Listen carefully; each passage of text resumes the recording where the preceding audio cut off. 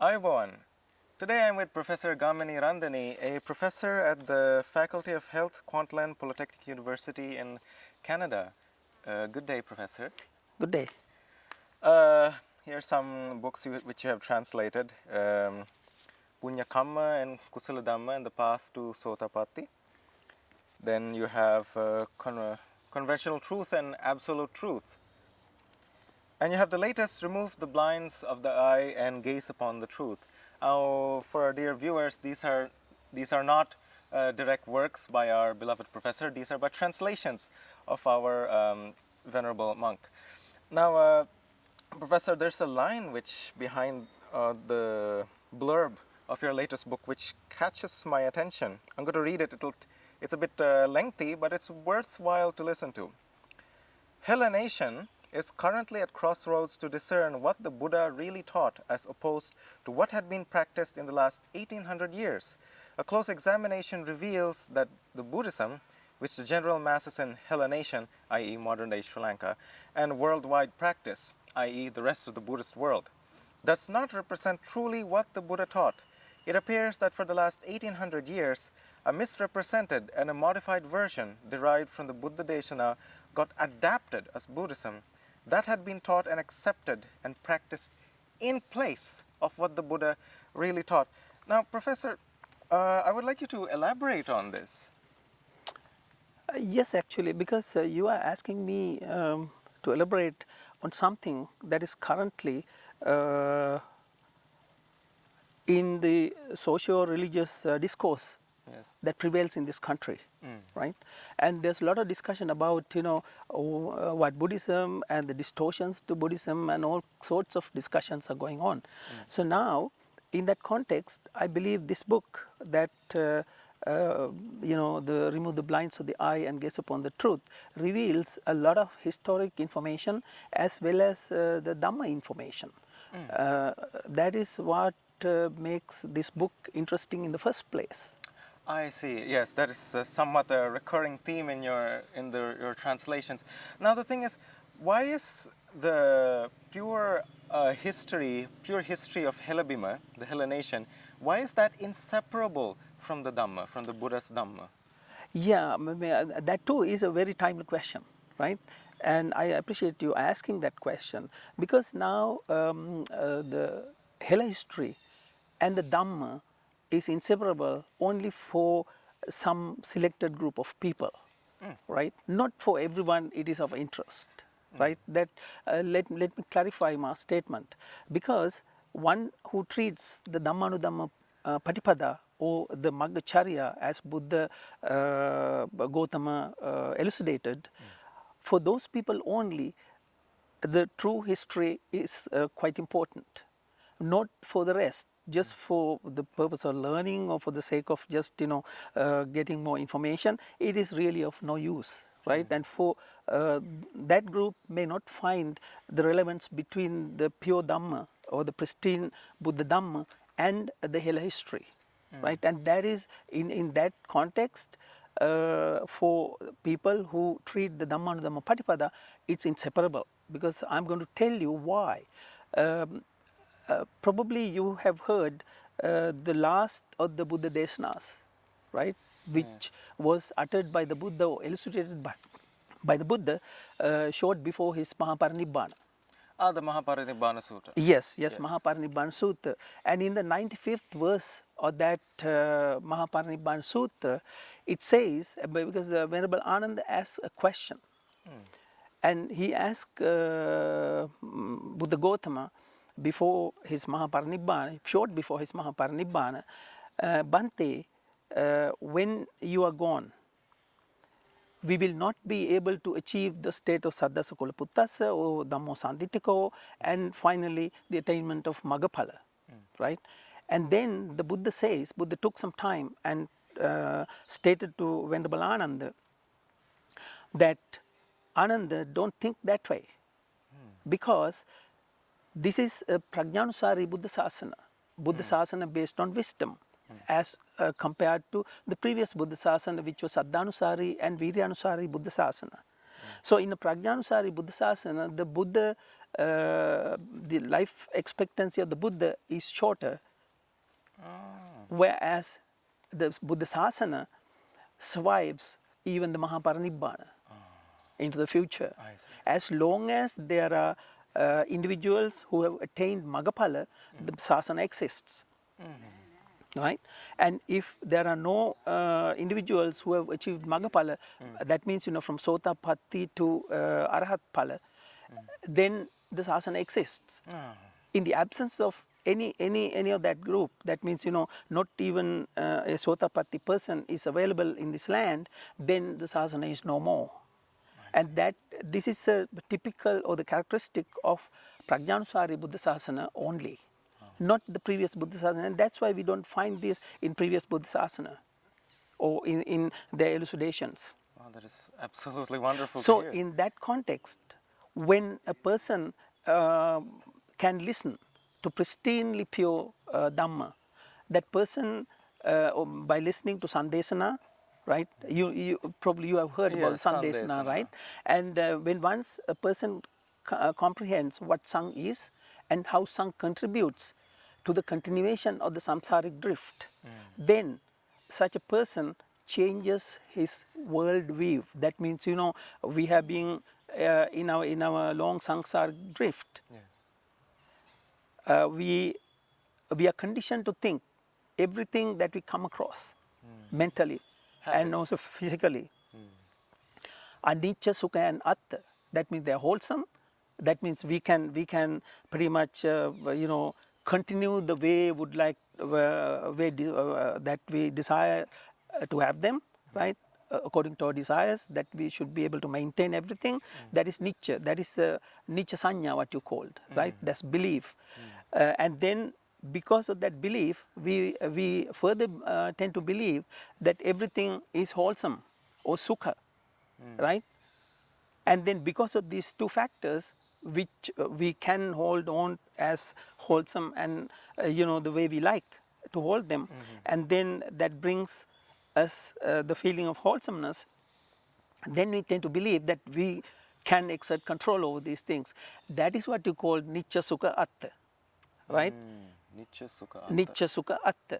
But the reality is entirely the opposite. Anicca Dukkha Anatta. When a person comes to that transformation of their attitude through Hetupala Dhamma, that is cause and effect, and it's the sequential, the results, then that person has seen Sang. Sang is the accumulation, acquisitions through Raga, Dvesha and Moha, right? And that is a collective, or the Buddha selected that word, and we can find that terminology throughout the Magadhi phrases in the original Tripitaka, right? And which can be deciphered only by a person who knows artha, dhamma, nirutthi and patisambhidha. Not and in a pruthakjana can really distinguish where to break these Magadhi phrases and derive the meaning out of it. It's impossible unless that person has achieved the level of artha, dhamma, nirutthi, patisambhidha. It's called pilisimbiya level, which is a characteristic typical to an Arahanth or Kalyana Mitta. When a person understands the true Sandesana as elucidated by the Buddha, which is in Magadhi phrases, and without Artha, Dhamma, Nirutthi, Patisambhidha, one may not be able to decipher that. But however, now we have the opportunity to decipher what Sandesana is and understand the implications of Raga, Dvesha, Moha in the continuing samsara. So when once a person, by listening to the Dhamma, desanas, and able to comprehend how Nicca Sukha Artha becomes Anicca Dukkha Anatta, that person's attitudinal, that person will go through an attitudinal change, and that is called changing of the ditti. Because until now the person had been in Miccha Ditti, and now with this change and transformation of the view, that person becomes Samma Ditti. And a person who believes that he can become Samma Ditti, and who can understand what Sang is and its all related relationships to the samsaric drift, such a person learns how to appraise his daily affairs like karaniya, akaraniya dhamma through hetupala dhamma. That means through the principle of cause and effect, and then decide on what to do and what not to do, and also appraisal of Naya Vinaya. And such a person is called in the Buddha terms in Magadhi as Saddasa Kulaputtassa. And Ruwan, this Saddasa Kulaputtassa now has to go to one of these four places in the absence of the Buddha, that means when the Buddha passed away, right? And a person who has transformed himself into Saddasa Kulaputtassa must go into the next phase called Sangvejaniyanam, right? Dasaniyanam, Sangvejaniyanam. That means when a person's vision has changed, or that when that person has gone through the transformation, he should go and extinguish his emotional turmoil about this whole thing about samsara, right? And that Sangvejaniyanam, that means he got to terminate that by going and getting assimilated to the Buddha Shakti in one of those four places, which in the Maha Pragn Sutta, the description is given as Chattari Manitanani. I see. And now the problem is these days through the social discourse, where is this Chattari Manitanani? What is Jambudvipa? So according to the Maha Pragn Sutta, what are these four important places that the Buddha enumerated? Okay, now the Buddha enumerated four places where the Bodhisattva Prince Siddhartha was born. Lumbini. Yes, Lumbini, right? Digana Bambaragala, Okay. right? And then the second place is where the Bodhisattva became Samma Sambuddha, that is Habarana Sri Mahabodhiya, Okay. right? And then, Bodhgaya. yes, Bodhgaya, right? And the third place is, according to Maha Pragn Sutra, that is at Isimbasagala in Madhavachiya. Yes. And that is called Isipatana Ramaya Migadaya. And it's called, the other place is also known as Sarnath in India. In India. the But conventional this is the Isipatana Migadaya in Isimbasagala, Madhavachiya. And the fourth place is where the Buddha passed away, went to Maha Parinibbana. Kusinara, which is Budugala, Kuragala, Budugala Kaltota, right? And now if you look at this, according to the Magadhi term Chattari Mani Tanani, these four places are located in the same longitudinal within equal distance. If you look at these places in Jambudvipa or in Helabima today, right? From Madhavachiya to Habarana to Bambaragala to Kusina to Budugala Kaltota, they are on the same longitudinal line here in Helabima. I see. And also they are located in equal distances. This is interesting because the places you enumerate, you identify as Lumbini, Bodhgaya, Isipatana and Kusinara, are not, you did not name the places in northern India, and that's quite interesting. I mean, yes, I mean, so I don't want to go into that detail, but now I'm going to ask you one thing. Maybe it's good for you to research on it, okay. Right?